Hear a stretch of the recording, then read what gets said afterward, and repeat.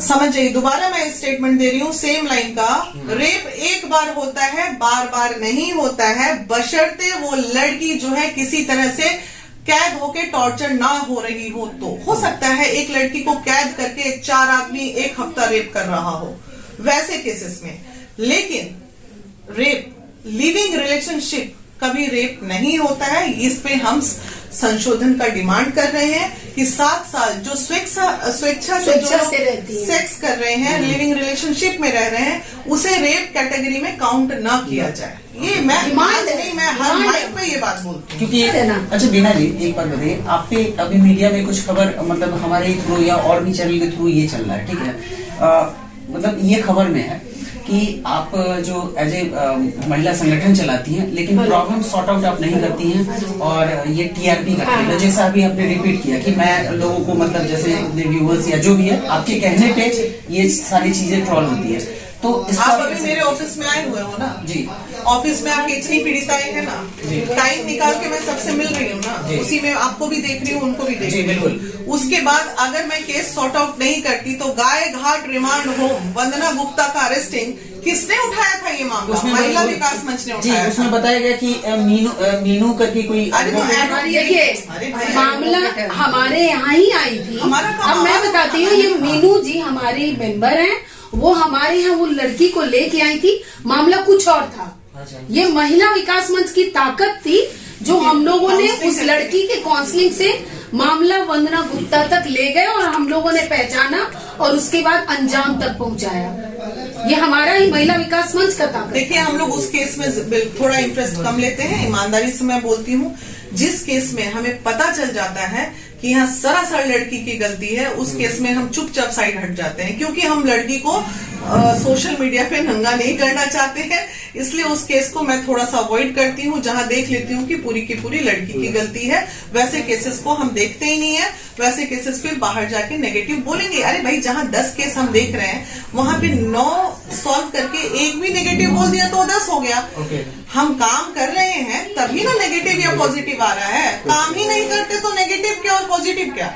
अरे जो करता है उसी पे तो शिकायत होगी ना, जो कुछ करेगा ही नहीं उस पर सवाल कहाँ से उठेगा? जरा बताइए। एक बयान का खंडन, लास्ट क्वेश्चन। 1 टाइम रेप होता है तो वो रेप कहलाता है, कंटिन्यूअसली रेप होता है, लड़कियां बाहर जाके नहीं कह पाती हैं तो वो रेप आपके नजरिए में नहीं है, ऐसा आप इल्जाम लगा है, इसको खंडन। इल्जाम बिल्कुल गलत है। वो पूरा वीडियो उस न्यूज चैनल का मेरे पास है, मेरे उस पे 10 से 15 मिलियन व्यू गए हैं। अब उसमें एक लाइन काट के ऐसे करके पंच, अब कोई आलू की तरह सोना उगलने लगे, आलू डालो सोना उगले, बीच में टैप कर दे, जोड़ दे, तो भाई एडिटिंग तो चलती है ना। वो बीच में से कटा है जिसपे बहुत रील बना है, जिसपे बहुत रील बना है, लोग लिख लिख के कि यहाँ एक बार से ज्यादा करे।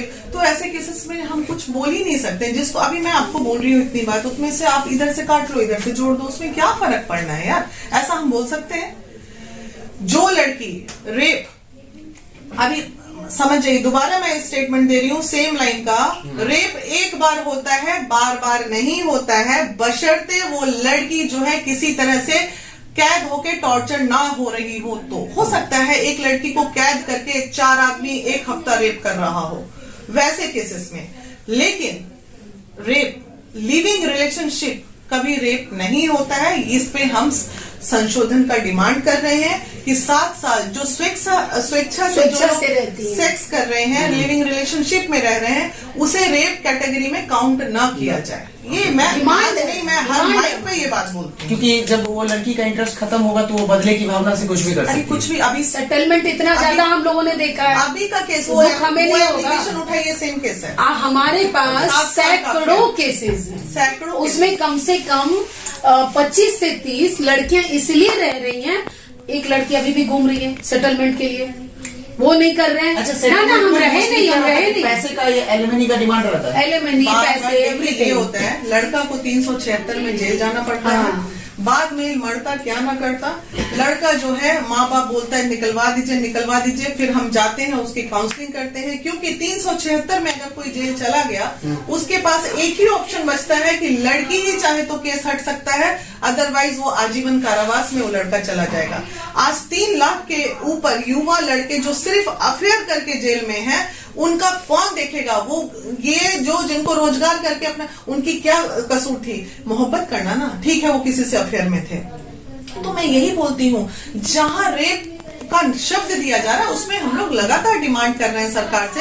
हम पुरुष आयोग की डिमांड कर रहे हैं सरकार से कि एक पुरुष आयोग बनाया जाए। उसके बहुत सारे, और ये जिस बात की बात कर रहे हैं ये बहुत पुरानी बात है, और लगातार यही बोलती हूँ भाई, रेप एक बार होता है, बार बार अपनी स्वेच्छा से किया गया चीज को रेप में काउंट ना किया जाए। ये डिमांड है, ये बोल नहीं रही है, डिमांड है, आपकी डिमांड है, हमारी डिमांड है। हम लोग बोल रहे हैं चेंज कीजिए। जैसे स्वेच्छा से लिविंग में जो लोग 5 साल 7 साल रह रहे हैं, उसके बाद जो बच्चों पे केस होता है उसको रेप कैटेगरी में काउंट ना करें बस। ठीक है, तमाम बातें आपने सुनी, मैंने आपकी सारी जो आपके प्रश्न थे हम पे आपने कमेंट किया, हमें बताया कि आप ये जानना चाहते हैं। मैंने कोशिश किया कि हर चीजों को मैं कवर करूं। आपने देखा, आप अपने विचार हमसे जरूर साझा कीजिएगा। आप देख रहे हैं द पटना फोरम, मैं हूं आपके साथ सत्यम।